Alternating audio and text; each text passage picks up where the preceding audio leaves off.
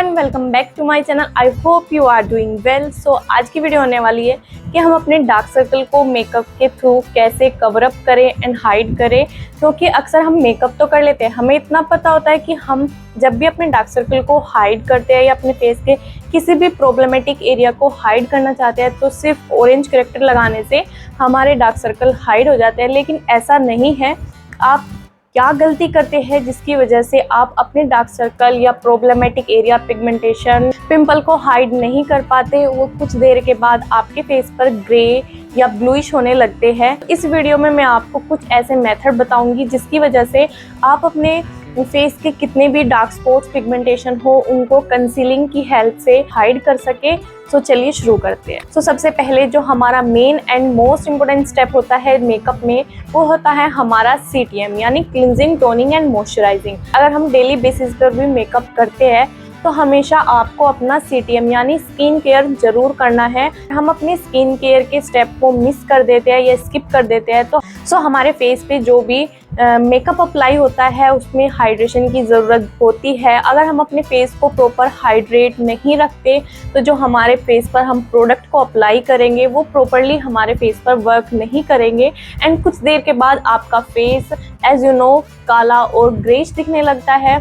तो आपको सबसे पहले अपने स्किन केयर पर फोकस करना है, यानी कि अपनी स्किन केयर को मिस नहीं करना है एंड प्रॉपर वे में जो भी आपके पास प्रोडक्ट अवेलेबल हो उनकी हेल्प से आप अपना CTM कर सकते हैं यानी क्लींजिंग, टोनिंग एंड मॉइस्चराइजिंग। तो आप किसी भी सिंपल फेस वॉश से अपना फेस क्लीन करें। देन आपको अपने फेस पर टोनर अप्लाई करना है। तो टोनर के लिए आप रोज वाटर ले सकते हैं, मिस्ट ले सकते हैं या कोई भी एल्कोहलिक टोनर ले सकते हैं। अगर फेस वॉश करने के बाद आपने अप्लाई करना है अपने फेस पर टोनर, तो मैं टोनर के लिए यहाँ पर यूज़ कर रही हूँ पिलग्रिम्स का टोनर एंड मिस्ट है। ये काफ़ी अच्छा है एंड फेस पे हाइड्रेशन प्रोवाइड करता है। तो आपने सिंपली अपने फेस पर एक अच्छी अमाउंट में टोनिंग करनी है जिसकी हेल्प से आपका फेस हाइड्रेट रहे, प्लम्प रहे एंड जो हमारे स्किन का pH लेवल है उसको बैलेंस करने में हमारी काफ़ी हेल्प करता है। इसके बाद आपको अप्लाई करना है कोई भी मॉइस्चराइज़र। तो आप मॉइस्चराइज़र अप्लाई कर सकते हैं। अगर आपकी स्किन ड्राई है तो आपको वहाँ पर क्रीम बेस्ड मॉइस्चराइज़र यूज़ करने हैं एंड आपकी स्किन ऑयली है तो वहाँ पर आप जेल बेस्ड मॉइस्चराइज़र यूज़ कर सकते हैं। मॉइस्चराइज़र के लिए यहाँ पर यूज़ कर रही हूँ निविया सॉफ्ट मॉइस्चराइज़र। ये काफ़ी अच्छा है। मेरी स्किन ड्राई है तो मैं समर में भी इसी को ही अप्लाई करती हूँ क्योंकि इसकी थोड़ी सी अमाउंट आप अप्लाई करने से आपकी स्किन पर काफ़ी अच्छे से हाइड्रेशन प्रोवाइड होती है। तो मैं यहाँ पर इसको अप्लाई कर लेना है।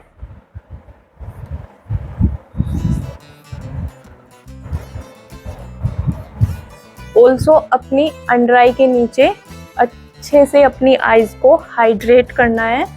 अगर आपके पास आई सीरम है तो आप उसको भी अप्लाई कर सकते हैं। अगर नहीं है तो आप अपने मॉइस्चराइज़र की हेल्प से अपनी आईज के नीचे अच्छे से अपने मॉइस्चराइज़र को अप्लाई करना है ताकि जो हमारे अंडर आई होती है उसके नीचे जो हमारी स्किन होती है वो काफ़ी अच्छे से हाइड्रेट हो जाए।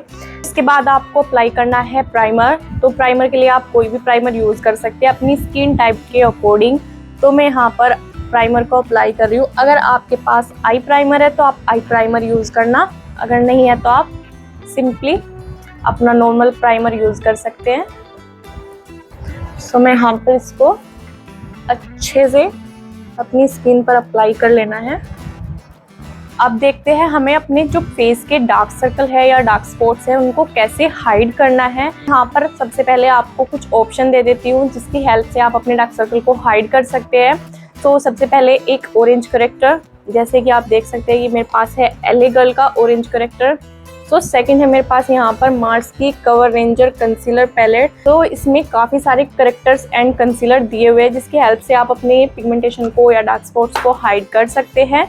एंड लास्ट एक ऑप्शन है मेरे पास यहाँ पर ये पर्पल का सिटी एजेंट कंसीलर पैलेट। तो ये भी काफ़ी अच्छा है एंड काफ़ी क्रीमी टेक्सचर है। लास्ट ऑप्शन है एक लिक्विड कंसीलर की हेल्प से आप अपने डार्क सर्कल को हाइड कर सकते हैं। तो सबसे बेस्ट ऑप्शन है अगर आपकी स्किन ऑयली है देन आप किसी लिक्विड कंसीलर से अपने फेस के डार्क सर्कल को हाइड करना।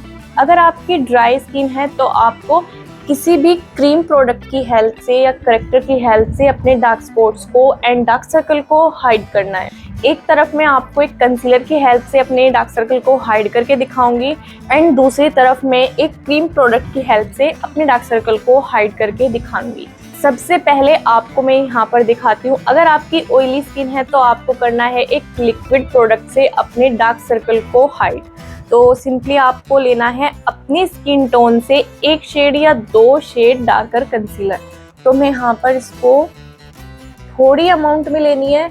ऐसा नहीं है कि अगर आपको कंसीलिंग करनी है तो आपने ऐसे पूरे भर भर के अपने कंसीलर से जितना भी डार्क एरिया है उसको कवर कर दिया है, ऐसा नहीं करना है। करना है फिर तो इसको मैं ब्लेंड कर रही हूँ एक ब्रश की हेल्प से।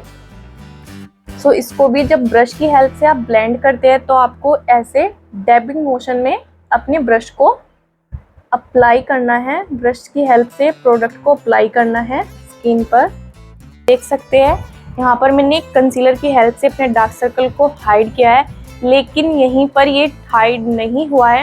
इसके बाद आपको इसको करना होता है न्यूट्रलाइज। जब हम किसी भी डार्कर शेड से अपनी स्किन के एक प्रॉब्लमेटिक एरिया को हाइड करते हैं तो आपको इसको न्यूट्रलाइज करना ज़रूरी है, यानी कि इसको अपनी स्किन के अकॉर्डिंग लाना है, यानी कि जैसा आपका फेस का कलर है उसको भी ऐसा ही करना है एक न्यूट्रलाइजिंग के ज़रिए।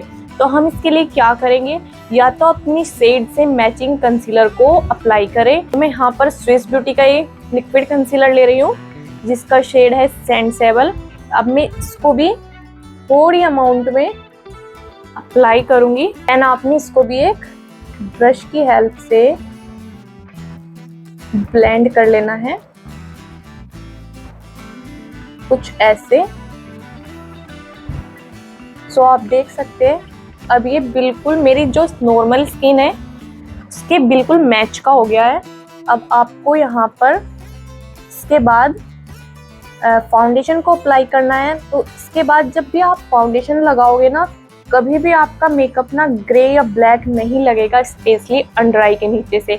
हमारा सबसे ज़्यादा मेकअप ख़राब होने के चांसेस होते हैं अंडर आई के नीचे से ही हमारा मेकअप सबसे ज़्यादा या सबसे पहले ख़राब होता है, यानी कि यहाँ पर अलग से ब्लैक या ग्रे दिखने लगता है। तो इसको अवॉइड करने के लिए आपने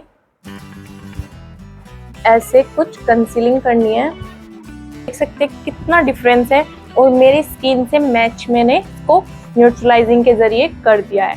एंड सेकंड साइड में दिखाती हूँ एक क्रीम प्रोडक्ट की हेल्प से डार्क सर्कल को कैसे हाइड करना है, स्पेशली ड्राई स्किन वालों को। यहाँ पर यूज कर रही हूँ ये मार्स का कलर करेक्टर पैलेट।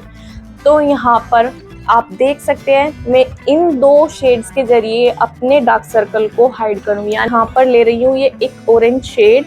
तो आपको जब भी करेक्टर को पिक करना होता है पैलेट से एक फ्लैट ब्रश लेना है, देन जो भी प्रोडक्ट लिया है उस एक्सेस को आपने अपने हाथ पर निकाल लेना है। आपने इसको हल्के हल्के अमाउंट में ऐसे अप्लाई करना है जहां भी आपको अपने फेस के डार्क सर्कल को हाइड करना है। सो आप करते क्या होगे कि आपने ऑरेंज करेक्टर को लगाया, देन आप इसके ऊपर फाउंडेशन लगाना स्टार्ट कर देते हो, लेकिन ऐसा नहीं करना, इसको भी न्यूट्रलाइजिंग करनी होती है। तो हम इसको कट करेंगे एक येलो कलर की हेल्प से। यहाँ पर हम कोई कंसीलर नहीं लगाने वाले, एक येलो शेड लेने वाले हैं। देन आप इसको इस ऑरेंज करेक्टर के ऊपर ब्रश की हेल्प से अप्लाई कर लेनी है। तो आपने देखा जैसे कि मैंने ऑरेंज कलर पर एक येलो कलर को प्लेस किया तो येलो को ऑरेंज ने कट कर दिया, यानी कि एक न्यूट्रलाइज हो गया।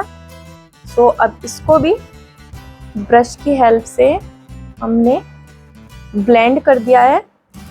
सो आप देख सकते हैं ये भी बिल्कुल हाइड हो गया है। इसके बाद आप फाउंडेशन को अप्लाई कर सकते हैं। सो आप दोनों साइड से देख सकते हैं मैंने दोनों तरफ से अपने डार्क सर्कल को हाइड किया है, एक तरफ लिक्विड एक तरफ क्रीम।